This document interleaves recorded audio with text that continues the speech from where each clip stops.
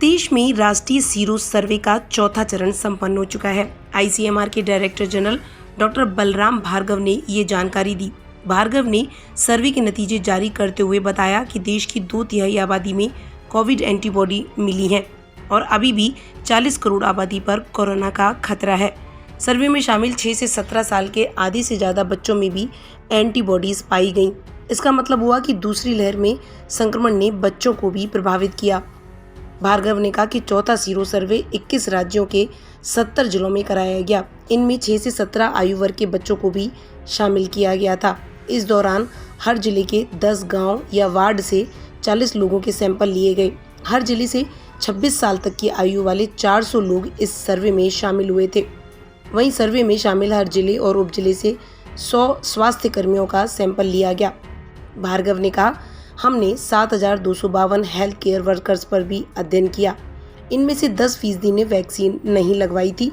उनमें overall sero prevalence 85.2% पाया गया। इस सर्वे में यह भी पता चला कि संपूर्ण जनसंख्या में सीरो प्रेवलेंस 67.6% है।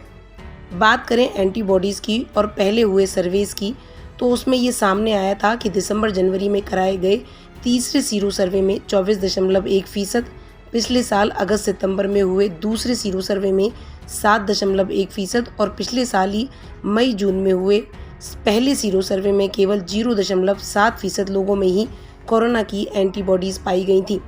सामान्य तौर पर माना जाता है कि 70% आबादी में एंटीबॉडी बनने के बाद समाज में संक्रमण के खिलाफ हर्ड इम्यूनिटी यानी सामुदायिक प्रतिरक्षा विकसित हो जाती है।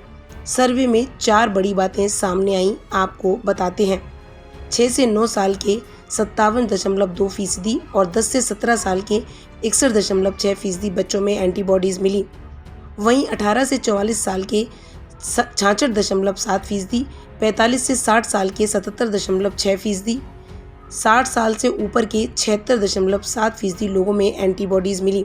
बात करें महिला और पुरुषों की, तो महिलाओं में 69.2% और पुरुषों में 65.8% कोविड के खिलाफ एंटीबॉडीज़ मिली। शहरी इलाकों में रहने वालों में 69.6% और ग्रामीण इलाकों में रहने वालों में 66.7% एंटीबॉडीज़ मिली।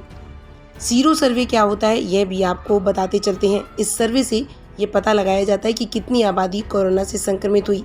कह सकते हैं कि कितने फीसद लोगों में कोरोना के प्रति हर्ड इम्यूनिटी विकसित हुई।